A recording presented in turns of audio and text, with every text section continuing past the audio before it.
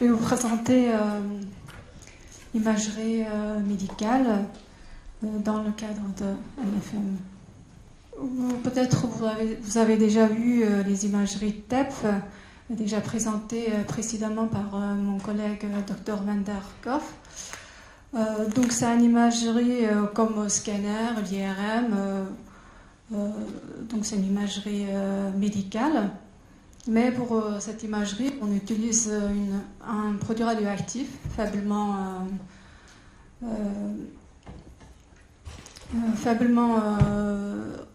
irradiant. Donc c'est plutôt fluor 18 marqué sur un analogue de sucre FTG. Et donc c'est les organes qui dépensent beaucoup d'énergie qui fixent ce produit, dont le cerveau, comme vous le voyez ici, et le cœur. Et après, ce produit qui émet des rayonnements de façon temporaire, on peut détecter avec une machine qui s'appelle TEP, tomographie par émission de positons, et couplée par scanner.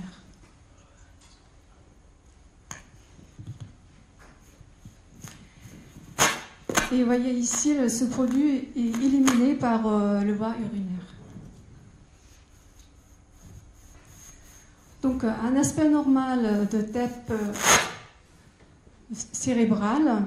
On a montré une image transversale ici avec les images un petit peu sommées. Donc, on voit généralement une fixation asymétrique droite et gauche. Et essentiellement, ça fixe sur le cortex cérébral. Et vous voyez ici, ce coupe est partir de vertex sur la base. Donc, à première image, on le voit plutôt des cortex frontal, pariétal, et puis le cortex singulaire antérieur et postérieur, et les cortex précuneus. Et fil de coupe, on voit dans cette région-là, plus le cortex postérieur occipital et cortex occipital de la région visuelle, ainsi les cervelets, et puis les noyaux gris centraux et structure temporale interne. Dans le cas normal, on voit une fixation plus au niveau de noyaux gris centraux et cervelets. Donc cette image-là, c'est des coupes scanner et image fusionnée de TEP et scanner, vous voyez ici. Donc comme professeur Autier tout à l'heure a expliqué, qu'on a fait une étude dans le service sur 100 patients FMM contre 44 sujets contrôle, sujets sains. Donc on a eu une analyse visuelle, analyse métastatique, analyse statique, SPM. Et tous les patients, plus ou moins des symptômes troubles cognitifs, variables, chroniques, fatigue, etc. Et puis tous confirmés par biopsie musculaire.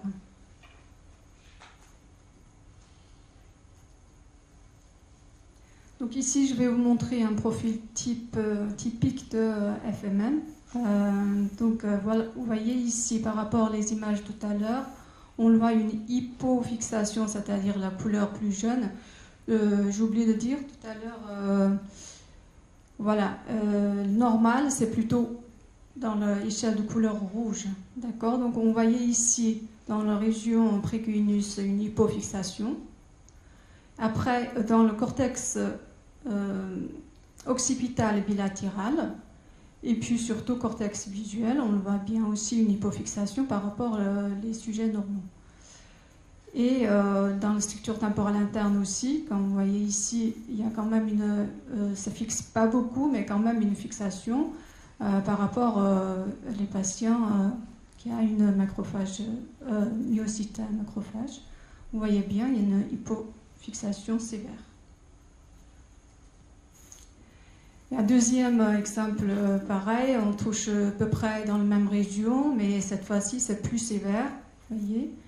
Voilà, on a toujours comparé avec les images normales. Par contre, voyez bien que par rapport aux maladies d'Alzheimer ou maladies dégénératives qui présentent aussi une hypométabolisme postérieur et des cortex associatifs, mais dans la maladie d'Alzheimer, et la première touchée, c'est le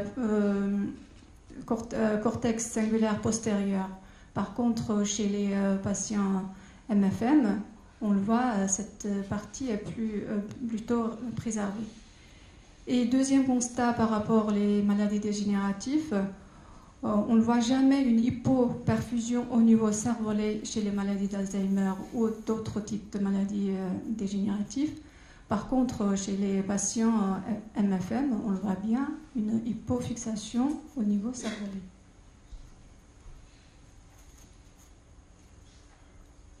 Donc tout à l'heure, on a vu une analyse visuelle. Et là, on a fait une analyse statistique qui a été faite par mon collègue Axel. Donc il avait étudié sur une sévérité métabolique.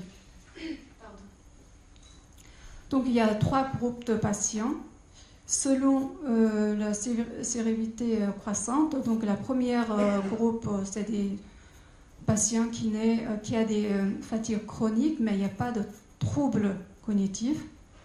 Et puis le deuxième groupe, c'est plutôt papésien, c'est-à-dire il y a des troubles cognitifs, troubles d'attention. Et le troisième groupe de patients ici, vous voyez, c'est plus de syndrome papésien et il y a un trouble frontaux sous-cortical. Donc si on analyse ces 3 groupes de patients, on voyait bien que quand les syndromes plus légers, on le voit une atteinte plus légère postérieure. Et ainsi de suite, quand il y a un syndrome plus marqué chez les patients, on a une anomalie métabolique aussi plus marquée sur les imageries TEP. Une autre analyse a été faite corrélée avec l'échelle de douleur. Donc cette fois-ci, on analyse les patients selon l'intensité de douleur présentée. Donc vous voyez bien ici, plus les patients, la douleur est plus intense, et là, les atteintes corticales est aussi plus étendue. Par contre, c'est un cortex postérieur, c'est plutôt actif que éteint. C'est-à-dire, tout à l'heure, on a vu une hypoperfusion du cortex, mais là, c'est une hypermétabolisme ou hypermétabolisme du cortex. Donc, c'est la douleur qui active certains cortex liés à douleur. Donc, pour ici, cela pour expliquer qu'on l'a vu précédemment, une hypométabolisme du cortex postérieur, c'est pas lié à douleur, c'est vraiment une pathologie organique. Alors, on a regardé un petit peu chez les patients les évolutions dans le temps. Donc ici, je vais vous montrer un exemple, c'est pas très facile, assez compliqué. Donc c'est une patiente de 32 ans sportif qui a présenté des fatigues, des symptômes chroniques depuis 2011. Il a eu par antécédent des vaccins hépatite B en 1999 et DTP polio en 2001. Et puis dans l'antécédent, professeur Gauthier a noté qu'il y a une surdité de naissance, a dû une rubiole congénitale et un terrain allergique. Donc, chez ce patient, en 2013, on a fait une biopsie musculaire des deltoïdes gauche, montré une infiltration macrophagique. Donc, le diagnostic de MFM est retenu. Mais une chose difficile à expliquer, que le délai entre le dernier vaccin de 2001 Et le symptôme apparu 10 ans après, en 2011. Et puis la biopsie prouvée, c'était à distance de 12 ans. Malgré tout, un traitement a été administré et montré une efficacité avec une amélioration de douleur. Chez ces patients, on a fait en 2013 un TEP cérébral.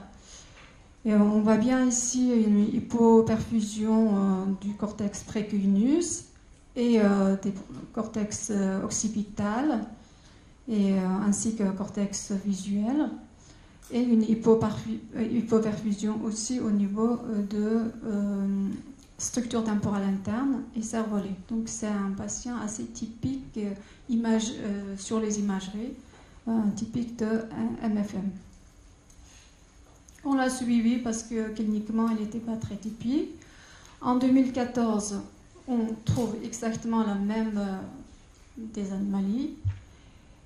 Et puis, en 2017, comme il avait une amélioration au niveau clinique, donc on a amené refaire une imagerie pour savoir est-ce qu'il y a une aggravation ou une amélioration au niveau d'image. Mais on trouve toujours la même pathologie, hypofixation ou hypopétabolisme du cortex postérieur et temporal interne, structure temporale interne bilatérale et cervelet.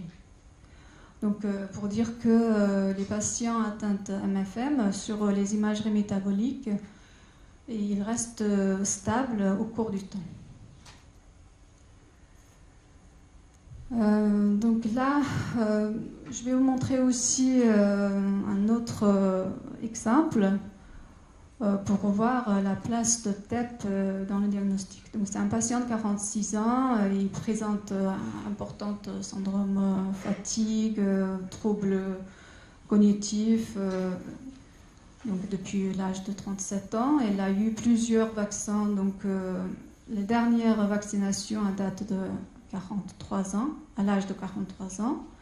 Donc le premier biopsie musculaire deltoïde gauche a été réalisé en mai 2014. Il ne montrait pas d'éléments pour un FME. Donc malgré tout, on a fait une image TEP-TDM parce qu'il avait des troubles cognitifs importants. Et sur les images, on voyait bien, c'est pas très flagrant comme tout à l'heure, mais quand même il y a une hypométabolisme discret du cortex précuneus et puis le cortex occipital bilatéral, ici on le voit bien, et cortex visuel, ainsi que des structures temporales internes bilatérales et le cervelet. Donc c'est comme les d'autres patients de MFM montrent bien une anomalie métabolique. Donc la décision qu'on amène pour la deuxième biopsie, et cette fois-ci on a fait une biopsie musculaire deltoïde droit. Et voilà, sur cette image vous voyez bien, on retrouve un typique aspect MFM. Donc moi je ne connais pas trop l'histologie, mais on le voit bien ici, une infiltration atteinte de macrophages et autour les images, les muscles un petit peu fibrosés.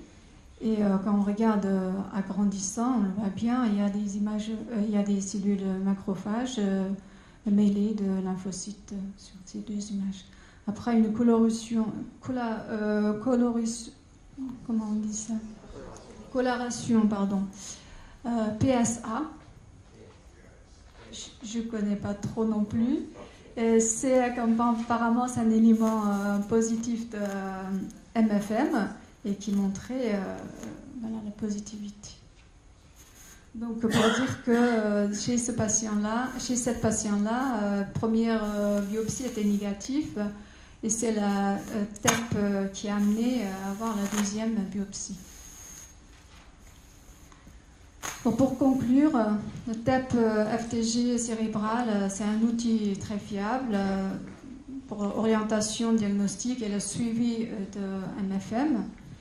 Et puis on a pu identifier les patterns métaboliques, c'est-à-dire on a une hypométabolisme dans la région temporale interne et carrefour occipito-cérébelleux, et puis dans les cortex cuneus et précuneus.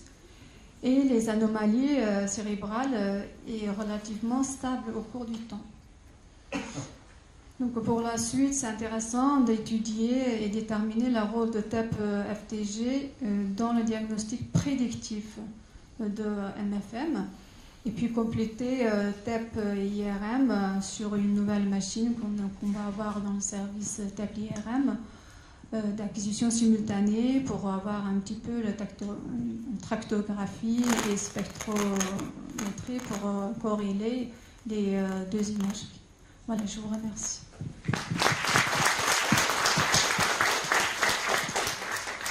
Merci beaucoup, c'était extrêmement informatif évidemment. Donc il y a des éléments, ce qu'il faut bien comprendre, c'est que l'imagerie TEP apportée initialement avait été proposée, enfin on l'avait utilisée comme substitut des imageries fonctionnelles classiques par SPECT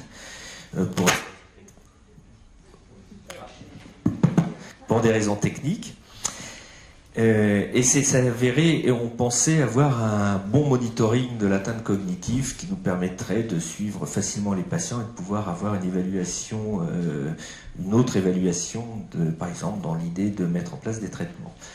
Ce qu'on a vu, c'est qu'il y a un profil d'hypométabolisme postérieur que tu as bien montré qui est présent chez des patients qui n'ont pas de troubles cognitifs. Alors effectivement, le profil est moins intense selon le profil d'atteinte, le profil d'atteinte cognitive, hein, c'est ce qu'on discutera, la typologie de l'atteinte cognitive, on la discutera cet après-midi, mais c'est un point très important.